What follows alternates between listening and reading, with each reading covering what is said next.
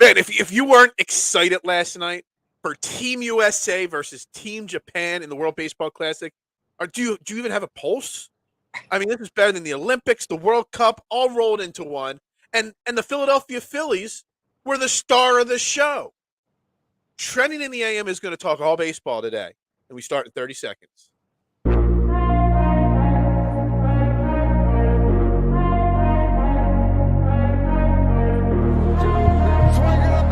Holding gets around in front. And Philadelphia has it.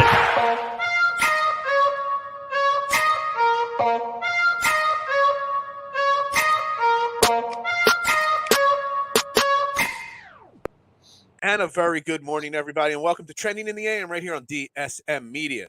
We're live, Facebook, Twitter, Twitch, YouTube. You know the drill. Like, share, retweet, follow on all social media platforms. Do us that favor. Head over to the DSM Media YouTube page.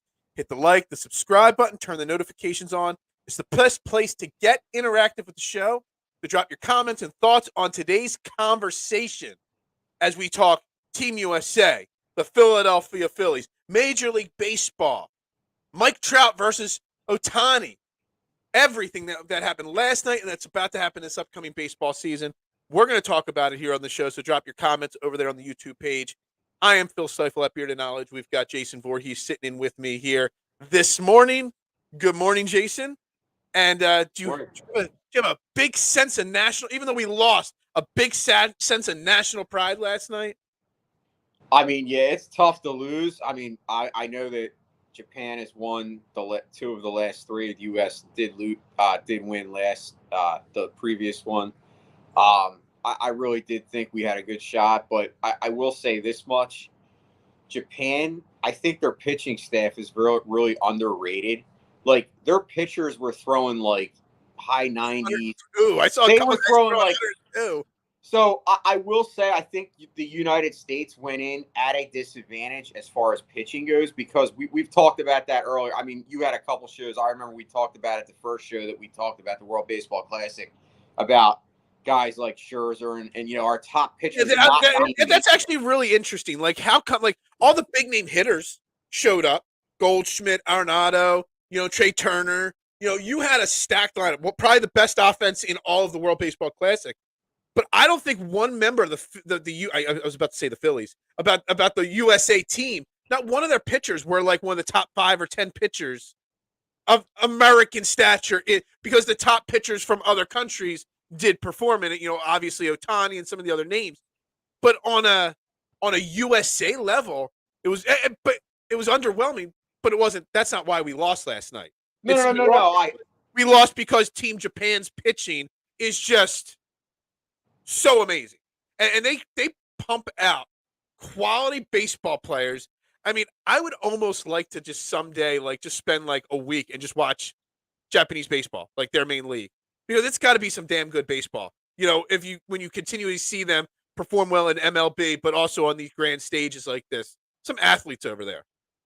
I mean, I have to agree with you. Matter of fact, I wish we could get that, you know, somehow. I don't know what channel, but I will say, like, there was a former player. I don't know if it was A-Rod. Somebody, one former player is saying that Yoshida Matsustaka, the guy that signed with the Yankees, that big contract. I remember you were talking about when with the Phillies signed or whatever. Someone called him the Japanese Juan Soto. Like, that's how good the guy. Like, somebody on the broadcast last night said that. I do remember hearing that on the broadcast last night. So it was one of the guys that was in the booth last night that said that. So to get that high of praise, to me is like, and he's never played a single game of baseball. And that's what I mean. And that just shows you how good these guys are. And like you said, like, yeah, it's not why they lost. It's, you know, it was a great game. They lost 3-2.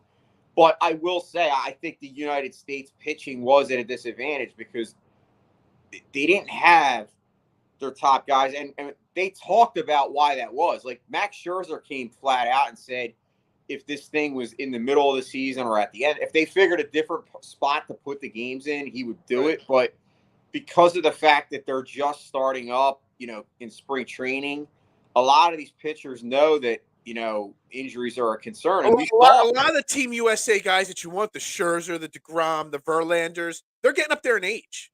Exactly. And their bodies are starting to get to the point where they're breaking down a little bit. And it is the beginning of the season. Maybe they just didn't feel, amped up. And honestly, and it was my concern at the start of the World Baseball Classic. The Phillies came out of it unscathed. The Mets did not. But did I really want Zach Wheeler after pitching into the World Series last year, or Aaron Nola, pitching for Team USA, and then risking, more innings on those arms? I don't know. I mean, it's a risk. It's a reward. But I also think some of the teams had a say in it, because there were teams. I know that the one team pulled one of the guys out as soon as they said that the guy was fatigued. They didn't even get to the injury point. They said, no, we're pulling him back. Okay. And obviously the Phillies did. You said they were unscathed. Well, they really weren't, because Ranger Suarez is still. They're saying Ranger Suarez should be good to go for the start of the season. Okay. Yeah, I mean, it wasn't serious, and I think Garrett Stubbs got banged up, and then a couple days ago, obviously, JT Realmuto got hit in the hand with a pitch, when he was at the plate, and that obviously sent shockwaves and fears and scare, right down my spine. I don't know about anybody else, but I was scared out of my mind when that happened. But anyway, the game itself, I mean, we'll talk about the Phillies and how the Phillies carried this team in a second, but the script was written, and as soon as, what's today, Wednesday? So Tuesday. So Monday, when Japan won and set up the finals, Japan versus USA, the script was written instantly. Everybody started talking about it right away. Would Ohtani get to face Mike Trout, at all in this game? And all game long, they just kept talking about Ohtani being saved for that ninth inning, and I wonder if Trout will be up.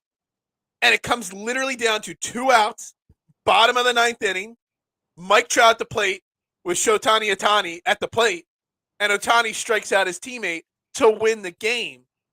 I mean, it's literally, I don't believe in the scripted thing like they talked about in football, but literally, if there's ever, something that happened in sports that made you think it was scripted, I mean, that has to be it right there. I mean, it was too perfect of a moment. I mean, you cannot tell me there's any way that could come that perfect of a moment. It's just pure damn luck, but wow. You can't make it up. And there was a lot of there was a lot of those moments. I mean, first inning or second inning, Trea Turner comes up to the plate. They're already talking about how he's dominating this World Baseball Classic. And what does he do? He hits another home run. Like, you can't make it up. Like, literally, just, it's like almost like it was magic. This whole tournament was like magical watching, I mean, now we think that because, obviously we made it to the finals. But honestly, in years past, I haven't been as into the World Baseball Classic as this year. But maybe it's because Team USA didn't really draw me in. Maybe because the Phillies weren't, represented well. I don't know. But something did magical happen this year that, in my mind, kind of made the World Baseball Classic seem more meaningful than it was before it started to me. And now I can't wait for the next World Baseball Classic.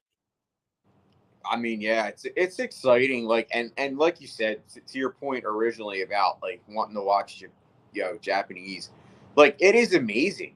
Yeah. Like, you don't really think about it because you think obviously Major League Baseball, it's like the top league, and we do it with the NFL, but like we fail to realize, like, dude, there's just as good of athletes in other countries. We just don't really get to see them because there's not as much exposure. And being able to watch this World Baseball Classic, I got to be honest, it's kind of eye-opening because there's a lot of talent. Like, we see all the Dominican players and the Venezuelan and the Puerto Rico. And this is not a knock on USA and USA Baseball or people, but they carry so much more national pride. Like, it means they would give up their next 3-year contract in baseball to get hurt playing for Team Venezuela or Team Puerto Rico or Team Japan just to win that national, contest.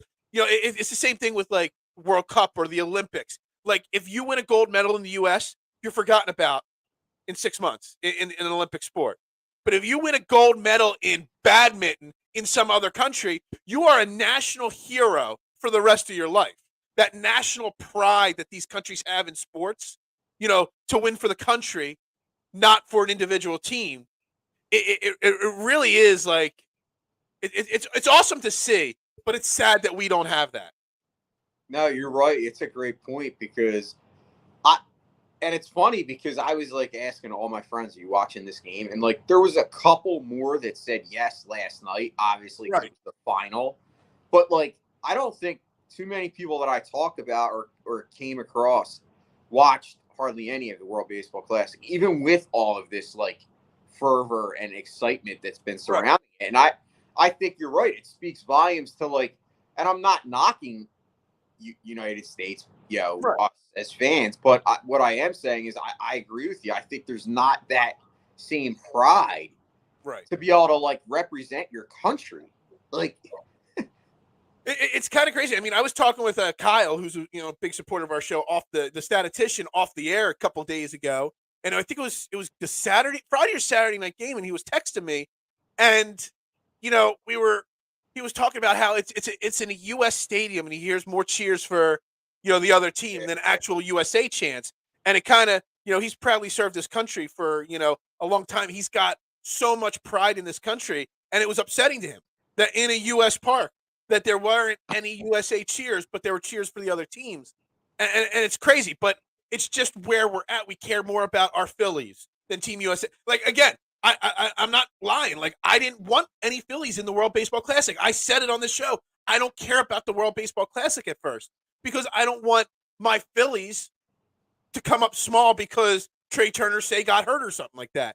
And I think it's the wrong philosophy that we have to start now training people to have some more pride in our sports and our athletics and our country as a whole.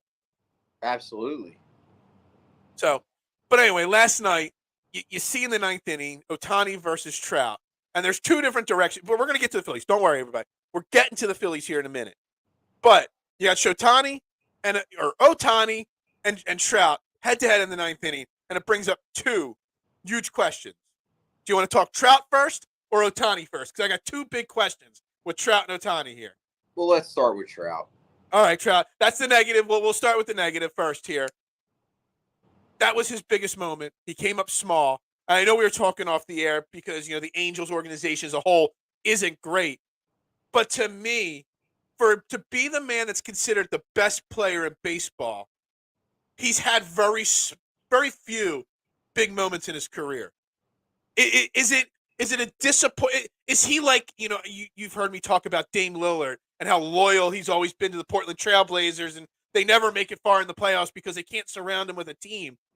At some point, does Mike Trout have to say, yo, get me out of here if we're not going to build a team? Because you can't have a guy like Mike Trout. I can't think of an athlete like Mike Trout that's as talented as he is. I know he's got injuries and stuff in his career, but as talented as he has, I don't even think he's ever played in the playoffs before. That's pathetic. So he's played in the playoffs actually 1 year. I think it was 2014. It was 3 games they got swept. That's a long time ago. Now, but to your point, listen, I agree with you. It's very disappointing, but you have to look at baseball as a team sport. And I know I was saying this earlier, but the problem with the Angels is they treat pitching like the Flyers treated goaltending for 25 years. They ignore it. Right. And pitching is a huge part of being able to have a successful team. I'm not saying they haven't had any pitchers, but they don't have. They've had, like, their ace might be a third on any other team. Like, now they do have Ohtani now, who's playing both roles. I mean, Ohtani's just the best player in baseball. We're going to talk about Ohtani in a second here. So, but my point is that, yes, if I'm Mike Trout, I mean, listen, not only is Mike Trout one of the best talents in baseball, he's one of the nicest guys. Like, I've heard interviews with the guy. I know he's a Christian. I know he's very upstanding. He's very, like, he does a ton you don't hear any drama coming out of the Mike He Trout does a ton of, like, charity work. And listen, like, we see him at the Eagles games, and he's very loyal to going to the Eagles games. Like, he's just a good guy. Like, and anybody that I don't know him personally, but I lived in New Jersey, and I know people that did know him. And everybody that I've talked about said he's one of the nicest people there are. So you can't blame a guy. Like, he's very loyal. But you're right. If I'm Mike Trout, I'm getting to the point where it's almost like if they don't do well in the next year or two, I'm saying, look, He's either been in get. what is he, 30, 32 years old, somewhere around there now? 31. 31. I mean, you just saw rumors coming out in the last couple of days that maybe it's time for Dame Lillard to leave Portland after all this time. He's 32. It might be time for Mike Trout to, I mean, kind of put his foot down and be like, yo, like, I don't want to be that a-hole, but you see, and here's the kicker, and this is the transition in the conversation. You've got Ohtani coming up here. He's a free agent at the end of this year. Okay? A team is going to literally have to take out 10% of the national debt, in a loan to pay Ohtani. I mean, first off, I was looking up his contract this morning before the show. He's played 5 years in baseball. He's made a combined only $12 million because he was under team control, whatever. But he's making $30 million this year. It's still grossly underpaid. He'll be an unrestricted free agent next offseason. Like, he's only 28, going to be 29 this season. He's going to get the biggest contract in the history of baseball. If it's not with the Angels, before we talk about that contract, if it's not with the Angels, Mike Trout has to say, all right, well, you just lost Ohtani. You got to get me out of here, right? Oh, dude, if they lose Ohtani, yeah, Mike Trout's gone. I would not be surprised if that happened, because you got teams like the Yankees that probably have been saving their money. If you look at the Yankees the last few years, they haven't really overspent like they normally do. They did this year with Judge. He's the highest. Well, yeah, but my point is that they're a team, and dude, don't discount the Mets, because the Mets they're just spending money anywhere. Yeah, they are. And the guy, their owner is insane. He wants to win. So right. There's our teams that are. You're right. So it's either the Angels are going to have to go all in, or they could lose both. Because you're right. If I'm Mike Trout and they don't pay Ohtani and they didn't surround me and I'm paying, pretty much I'm the reason that this team is winning, it's insane. I want to look up Mike Trout's contract real quick. So I know it's the biggest overall. It's a $426 million 12-year deal. It goes through 2030. So he's got 7 years left on his deal. So honestly, it's not like you're getting him for 12 years or anything like that. So that's fairly, reasonable or respectable. But, Cole saying, any franchise that doesn't pursue Ohtani, well, I mean, there's not a lot. Not every single baseball franchise can afford, that kind of deal. Trout makes $426 million over his contract. It's a 12-year deal. Well, the problem is, see, that's where you're wrong. What? Because teams like the bottom feeders, because we've talked about that they should instill a minimum cap. Yeah, that's true. Teams like Pitt, they could afford it. They just don't spend the money. Well, I mean, you're talking, but see, here's the thing you're talking about. You're talking about a Mike Trout got 12 years, 426. Okay, Aaron Judge got 9 years, 300 whatever million. It's $40 million a year. So Trout makes like 37 a year over a longer period of time. Judge makes $40 million a year over a shorter amount of time. He'll be 29 when he signs this contract. Are you going to go 12 years on Ohtani? And you're going to have to go at least $500 million. I'm not joking. It's going to take a $500 million contract for him to sign somewhere. If he gets less than that, it's insane. It should. He pitches and hits. Absolutely. I mean, but how long is he going to be able to do that for? I mean, listen. He's had injury history already.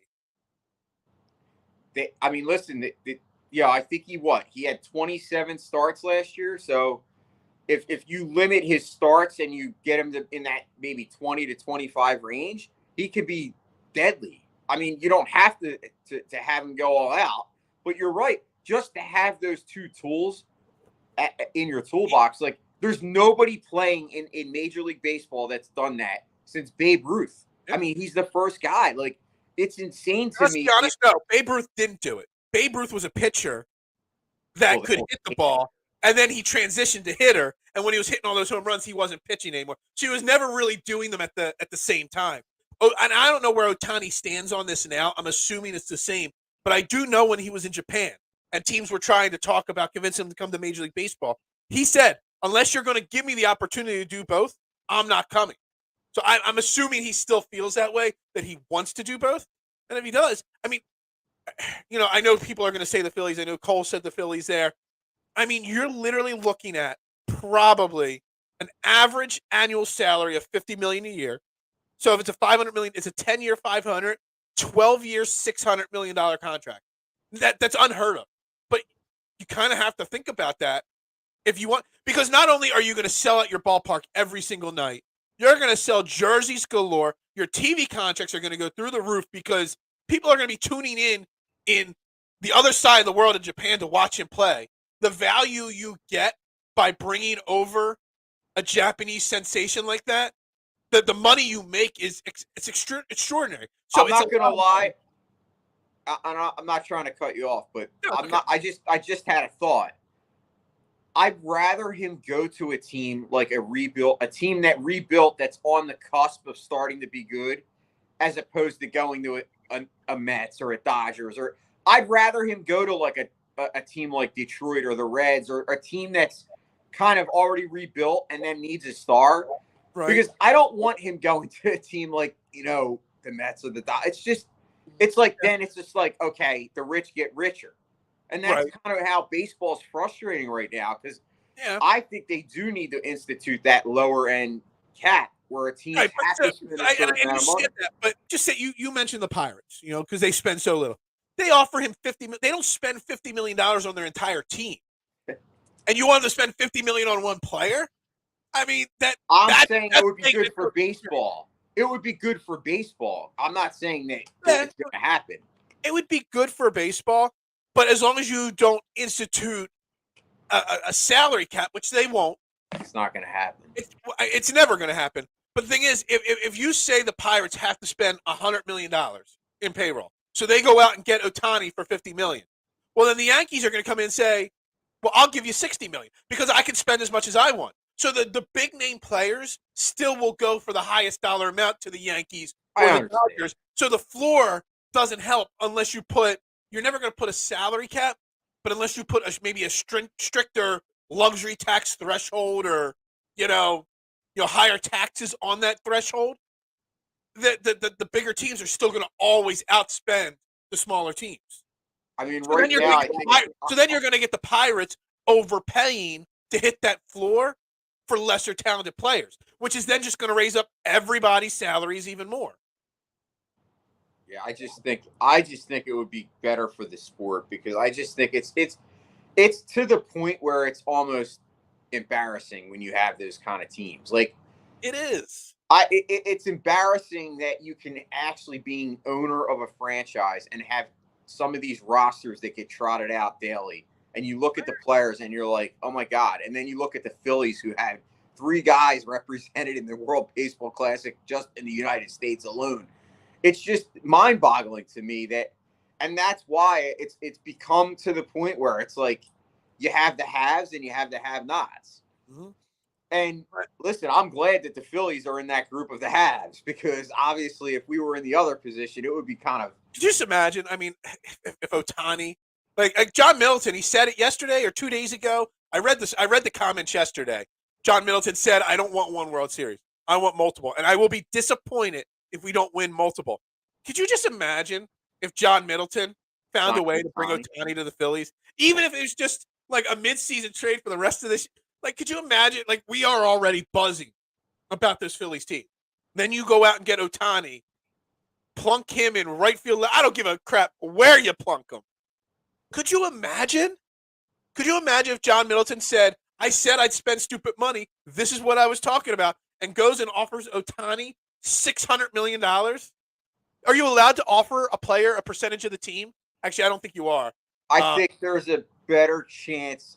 And I'm not. Listen, I know. I'm just like. No, I know. Imagining how crazy that would be. You would start seeing like standing room only tickets out in the outfield for the Phillies games going for $50, $60, $70 a pop for regular season games. Dude, I agree, and I want Ohtani, and I know it's probably not going to happen, but I will not say that there's not a possibility that we do get Mike Trout in the future, because I think if he does end up getting to that point where he's frustrated, he has a say at where he goes, because he has a no trade. I don't know what's on his list or whatnot. Now again, everybody loves Mike Trout because he's this big Eagles fan, season ticket holder. He's there always in August or in October because he's never playing in the playoffs. He's not a Phillies fan though. It's not like he grew up going to the vet or Citizen Bank Park cheering on the Phillies. No, but You know, I know there was. I think he's what? I think he's a Yankees fan, isn't he, or a Mets fan? I forget.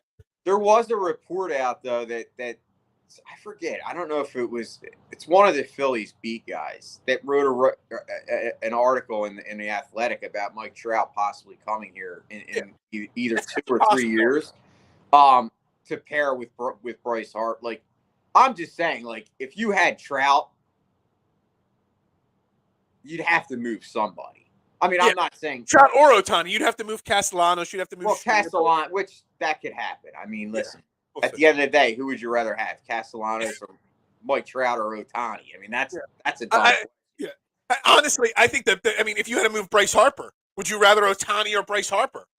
I mean, that's a tough call. I mean, I know. I'm just here creating the question, you know. Anyway, on to the Phillies here. So the Phillies obviously carry Team USA. Trea Turner, Kyle Schwarber, JT Realmuto. Realmuto hit 500. Turner obviously 5 home runs. Schwarber hit a couple bombs in the World Baseball Classic.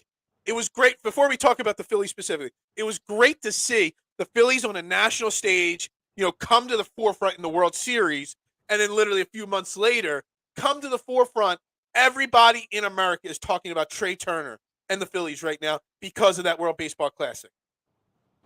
Yeah, I mean, they were raving about him.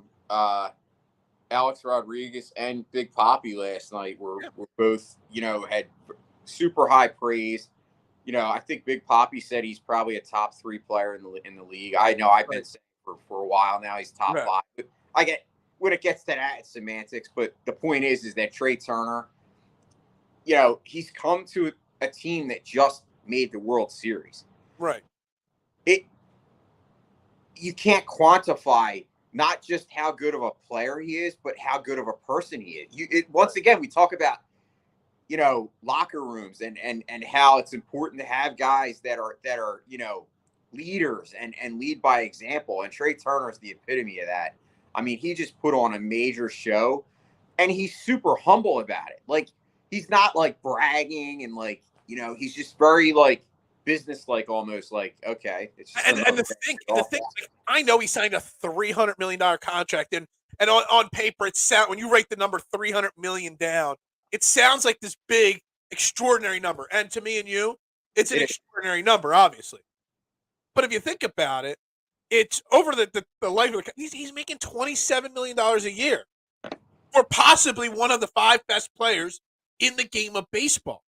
When you've got $35 and $40 million contracts per year being given out, and then you've got 2 guys in Harper and Trea Turner, they're combined making $50 million.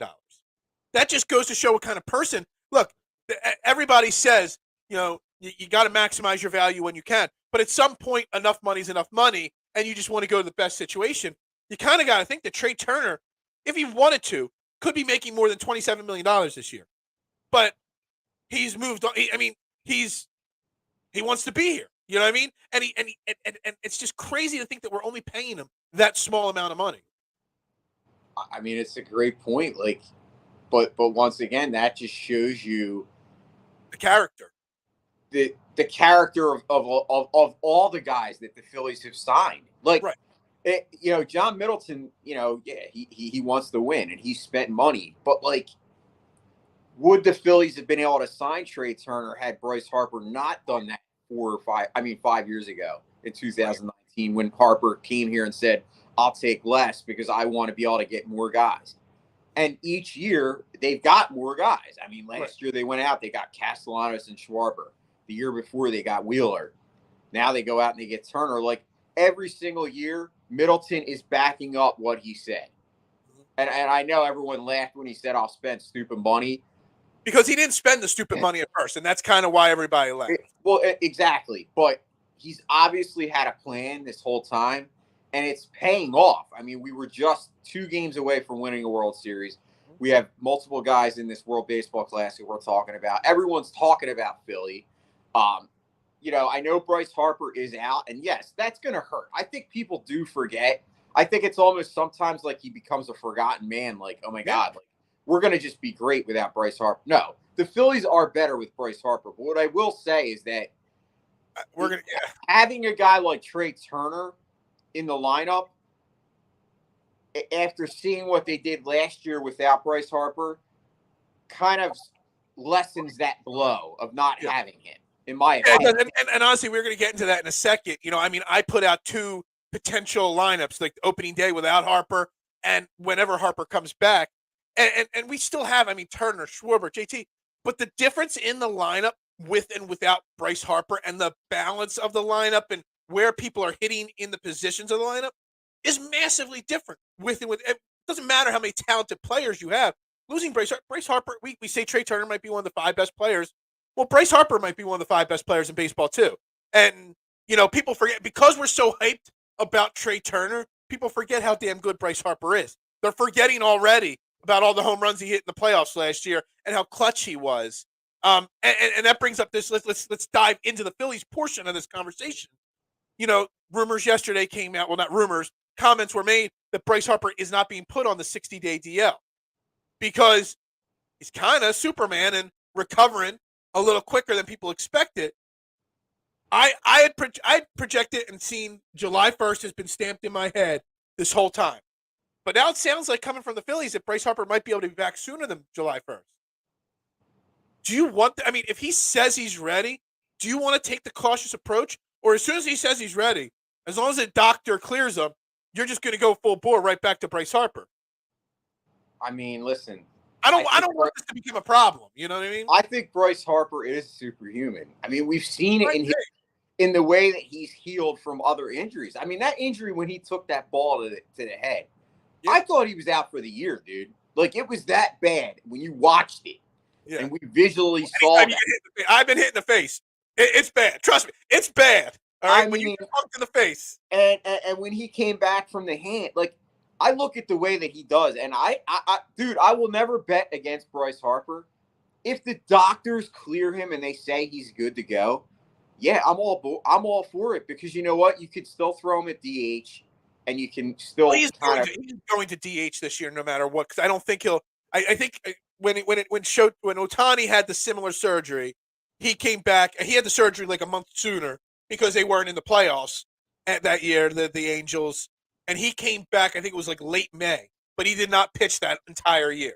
He waited till the following year to pitch. Now, pitching's a little different than throwing from right field. So maybe by the playoffs, maybe you could put him in right field. I don't know. But he will be 100% the DH as soon as he comes back.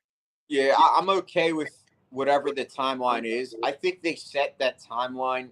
When I remember we talked about this. We had a show when he first got hurt and when they were talking about, now he's going to have the surgery. And I thought at that time that they were being ultra cautious, but because they didn't want to just say, oh, he'll be back by May, but then have the fans be pissed off. If they say July 1st and he comes back sooner, it's a bonus. Right. So I think that deadline was always a kind of higher end, like, okay, that's the worst case scenario. But I think by the fact that they're not putting him on the 60-day IL, that to me tells me that they know that he's progressed better than they thought. And on a side note, just because they're not putting him in the 60-day DL doesn't mean he won't be out. They could still put him on it, and it doesn't mean it starts at that moment. It's just retroactive to the start of the season. So, they see some progress, and they want to, let's be patient. Maybe we get him back. But if not, we can still put him on that DL, and we'll be fine. So, and we keep calling it the DL. It's not the DL. IL. Yeah, it's the IL. I think changing the DL to the IL has been harder than changing the Washington Redskins name, the Los Angeles Chargers name, all these other names. I think I have struggled to adjust my mind to say the IL more than any of that. Dude, I'm with you. I mean, I barely say the Redskins anymore, or even the football team anymore. I barely say the San Diego Chargers anymore. But damn, I will always say the DL. Call me what you want. I can't get over it, dude. I say it too, and it's like, and you see it. Even when I see IL, I say DL. Exactly. Even when you see it, you keep saying it. All right, so let's look at this. So we talk about this, and to start the season, you won't have Harper. So in my mind, and this is just one of 500 ideas I came up with. Okay, and we could bounce it around. We could change it. it's a floating thing. Obviously, I got Turner leading off. I got Bohm 2, JT 3, Schwarber 4, Hoskins, Hall or whoever's DHing at 6, Castellanos, Stott, Marsh. Now, before you get into my thoughts on it, I'm just putting it out there. Having Bohm in the 2-hole, my concern with this lineup is that you go JT 3, Schwarbs 4, Hoskins 5. When you have Harper, you put Harper at 3, then you go Schwarber, JT. Hoskins gets bumped all the way down to 6. He might be the best 6-hole hitter in baseball then. And that's assuming that Rhys Hoskins doesn't go into your 2-hole. You can flip-flop, in my opinion, Rhys Hoskins and JT and Alec Bohm in that 2-hole and 5-hole. I think both can play that role. But if you take Harper and put him in that 3-hole and then bump everybody back down versus having JT having to be in that 3-hole and then everyone's bumped up, I think it's still a playoff caliber lineup, but it's a massive difference when you're able to put JT in your 5-hole versus your 3-hole. And I think that's kind of where I'm going at with the importance of Bryce Harper being out, that people are overlooking it. No, listen, I agree. I actually love that lineup that you put out. I put a lot of thought into it because I originally had Hoskins in the 2-hole, but I'm like, you know what? Bohm needs to be at the top of the order, in my opinion. So Turner, Bohm, Harper, Schwarbs, JT, Hoskins. Oh, I'm reading the wrong one. Turner, Bohm, JT, Schwarbs, Hoskins, DH, Castellanos, Stott, Marsh. Speaking of Hoskins, did you have a chance to hear Dave Dombrowski's interview on YSP yesterday? No, I did not. They talked about Hoskins and why the Phillies haven't extended him. And he basically he was super honest about it. He said, we like Rhys, but, we have other things that we think. Basically, it was like he almost said that there's more important things, meaning that I think that he's talking about Nola. He didn't say Nola, but I know you and I love Rhys. But the way that interview went, it was almost like if Rhys doesn't resign, we'll be okay. That's how I took the interview. You had to listen to it and let me know your thoughts, but I was a little. From what you're saying, and what I've seen happen so far, as you stop choking there, do you need some help there? You want me to call 911? You good? Are you sure? Yeah, I'm good. Way I see it playing out, this Harper being out, whether it's 2 months or 4 months, whatever it may be, June, All-Star break, whatever, there is a possibility, even if Rhys Hoskins performs well, if Derek Hall or Sosa perform well in that rotating DH spot, that Rhys Hoskins at the trade deadline will be traded.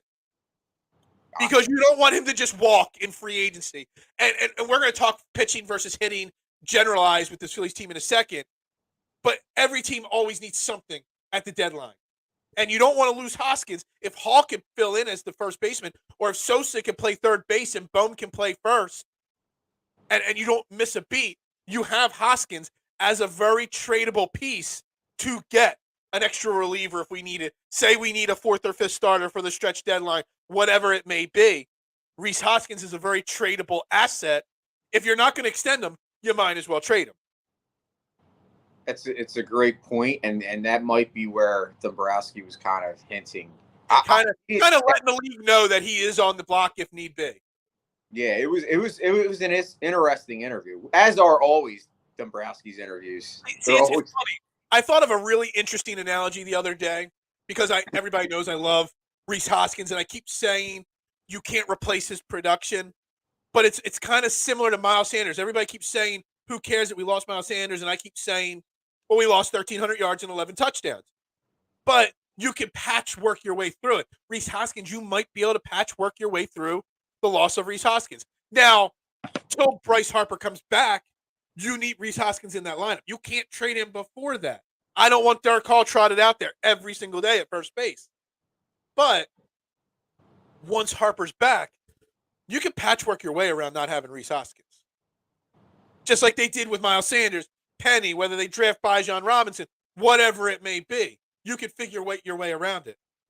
Yeah, Bijan was in for an interview yesterday. Yeah, he was. Yeah, I know. All right, so I put it in the group chat. I put a poll out on Twitter. What concerns you more? And I knew the answer would sway one way.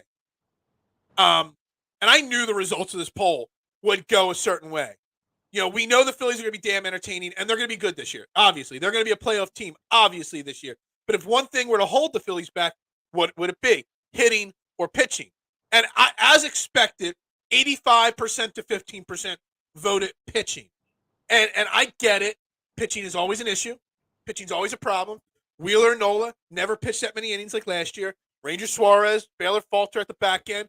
Is Craig Kimbrell going to be good? Is Jose Alvarado going to have the same fire as last year? Dominguez has had. I know pitching's always questionable, and I knew the poll would result this way. And you agree with the results, right? Oh yeah. Before I go into why I hoped it would be closer, I want to hear what you have to say about it. Well, I mean, because I look at both. I look at both entities. Mm-hmm. Obviously they're hitting right now. They're minus Bryce Harper, but even without Bryce Harper, we saw what these guys can do. They just, on a national stage, we just had 3 superstars play better than most other team superstars in that classing. Mm-hmm. I'm not worried about the offense. I mean, is there going to be lulls? Yeah, we saw it last year. We saw the inconsistency. So I'm not ready to say that. Some of my thoughts. I'm not ready to say, oh my God, there's no flaws, because we saw it last year. And can it rear its ugly head? Yes. But I believe, and this is just my opinion, when we signed Trea Turner, that I said we needed a hitter in this lineup that is balanced, that's going to make contact. Trea Turner is that guy. I mean, he's going to hit 300. And in this park, I wouldn't be surprised if Trea Turner hits 30 home runs in Citizens Bank Park. Yep. And he's going to steal 35 to 40 bases, especially with this new rule. I'm not worried. The reason I said pitching is because I'm still not confident in the back end. I like Bailey Falter. I think he did very well last year. Mm-hmm. But he is Bailey Falter. He's not a guy that it's like that's done it. So could he go backwards? Absolutely. He's still young. We don't really know about Ranger Suarez. You're saying you heard he should be right, which is good. He'll be ready by opening day. But he's still young and threw more innings than he threw. We talked about Wheeler and Nola. I don't think you can ignore those things. Like, that to me is like, okay, could the pitching be better than I expect? Yeah, absolutely. But I guess I'm just more concerned. See, here's the thing, and based off of that, could the hitting be less good than you expect? Look, listen, hear me out for a second. You already touched at it first. One of the most inconsistent offenses. We crushed them all year. We would go games with barely getting hits, no runs. Schwarber would go into slumps. Everybody would go into these slumps. Inconsistent. And Trea Turner's coming in to fix that. But you are without Harper for months, okay? So you're basically replacing Harper with Turner at the start. Then you get Harper back, whatever. We all assume Nick Castellanos is going to have that positive regression. What if he doesn't? What if Castellanos is just a 250 hitter that's going to hit 15 home runs? What if Rhys Hoskins isn't as good as I think he is and you think he is? What if Rhys Hoskins regresses? What if Bryson Stott is more like first half Bryson Stott and not second half Bryson Stott? He's still a young kid. Brandon Marsh. The Angels couldn't wait to get rid of Brandon Marsh. What if he hasn't figured out hitting lefties? Everyone's so focused in on the pitching being the issue because we have JT Realmuto, Trea Turner, Kyle Schwarber. Everyone assumes Kyle Schwarber is going to be better in that 3, 4, 5 hole, whatever. But everyone's forgetting about the rest of the lineup. And every question that they had last year, every bashing of those guys last year, it's almost like forgotten about all of a sudden this year because we got Trea Turner. But I look at what they've done in spring training without Trea Turner, without Schwarber, without these superstars. They've done okay. And guys, no, they've done really well. If you look at their I'm not looking at wins and losses. I'm looking at just what they've done as a whole. I mean, I believe they're leading the league in home runs. They are. They're leading the league in RBIs. Okay. They're leading the league in runs scored. Now, it's spring training. I get it. You're not facing the best of the best, but there has been super big positives. The two biggest positives I've seen, Alec Bohm is killing it, and he's actually only hitting .250 with a .308 on base percentage. Just so you know. I understand that, but it's the eye test. He had a couple home runs, and that was it. It's the eye test. Okay. The confidence that he's playing with, and you have. I'm drawing a blank. Alec Bohm is hitting .250.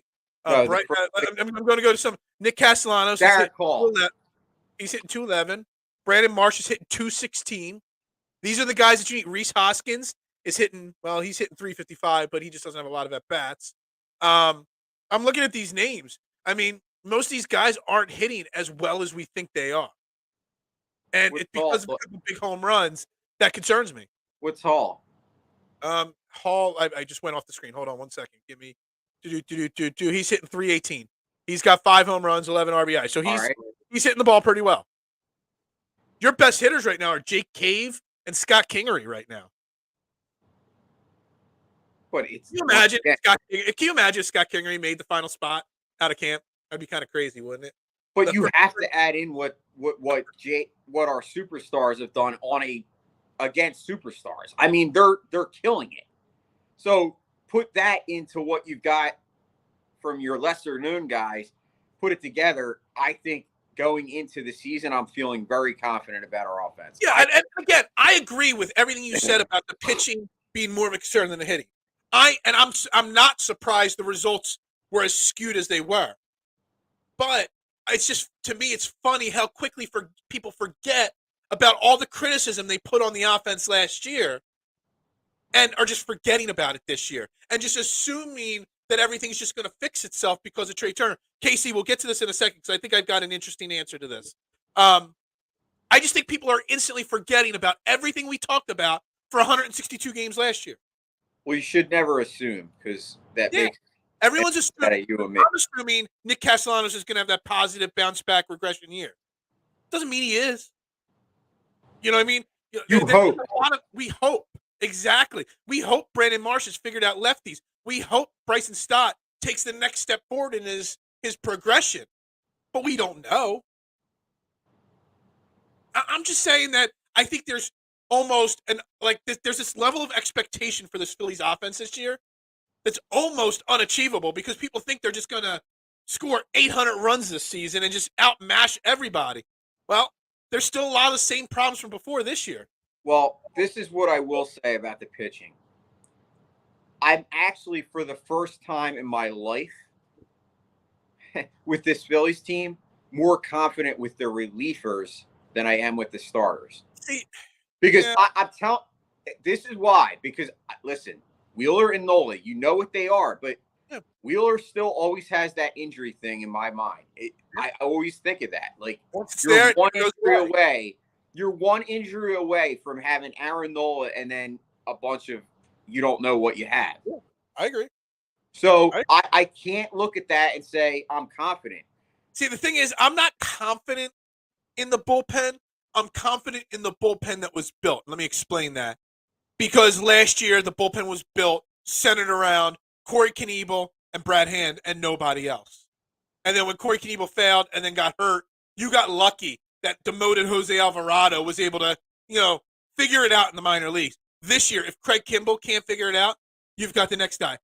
There's literally 7 guys that are better than half the guys that were on the season at the start of the year last year. Like your guy like Connor Brogdon is like the 6th, 7th guy out of the bullpen, and he could be a closer. I love Connor Brogdon. Yeah, so do I. But what I'm saying is it's just so much deeper this year. So if you have that Corey Knebel situation, there's 4 guys that could step up.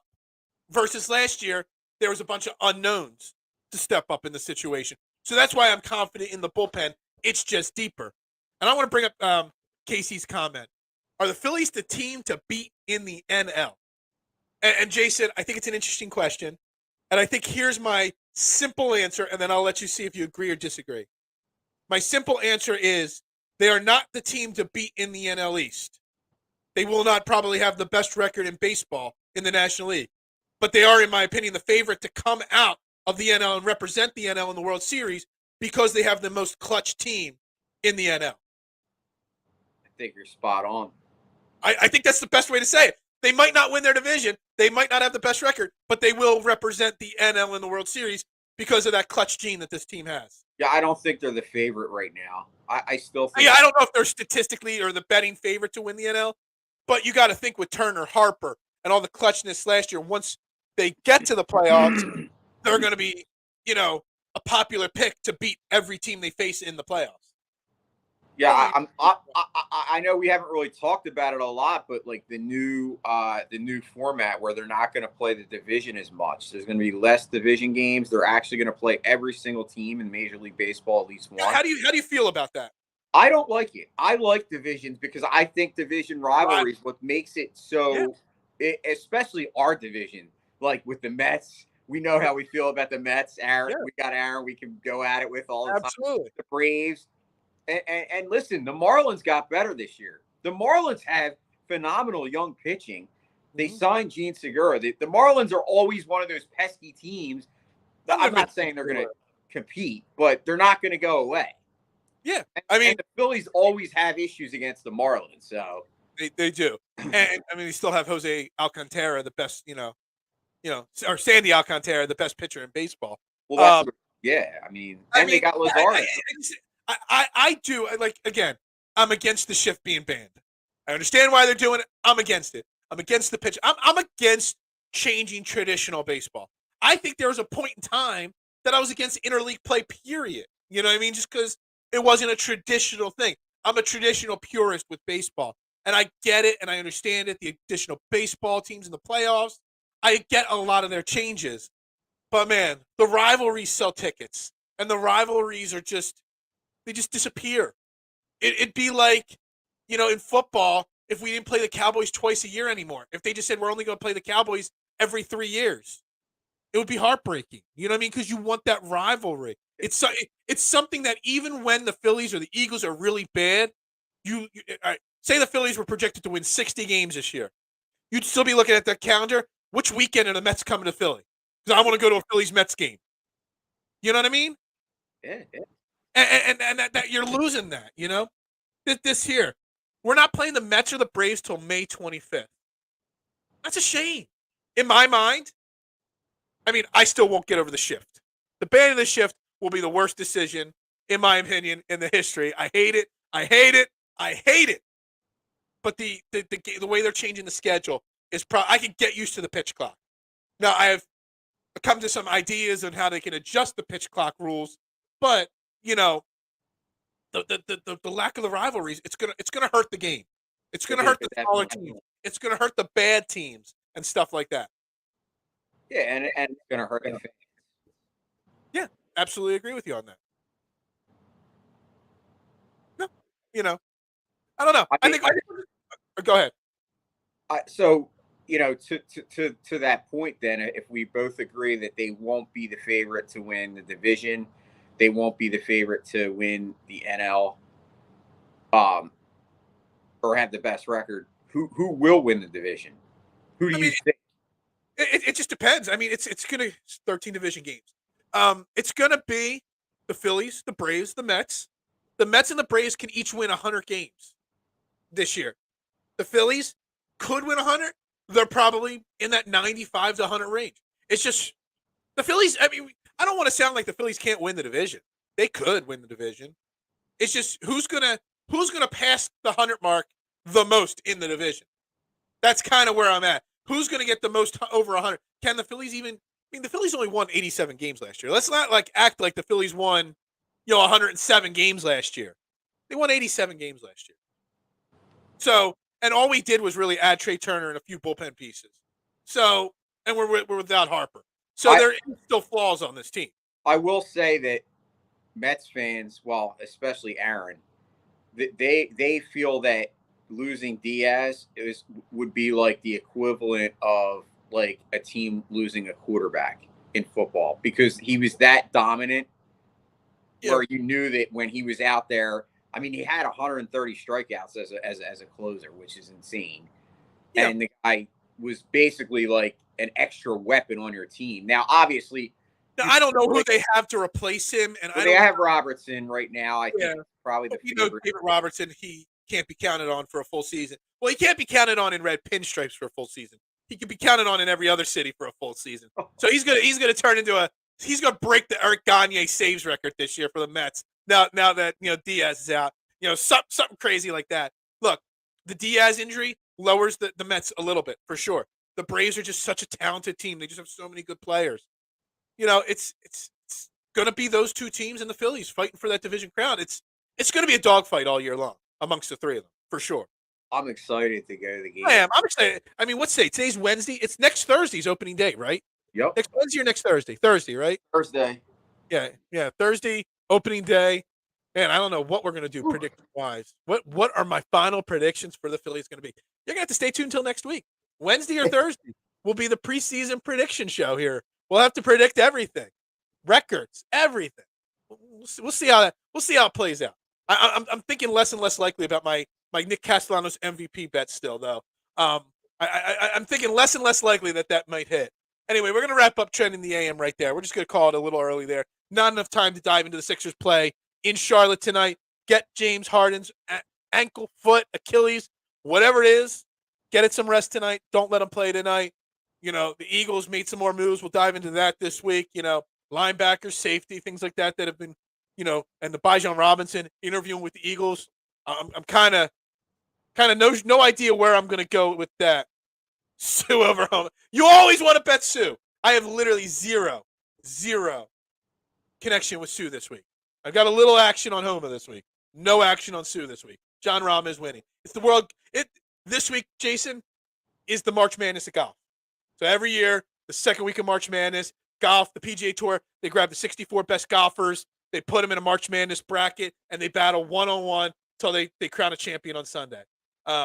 It's kind of fun. It's a totally different atmosphere.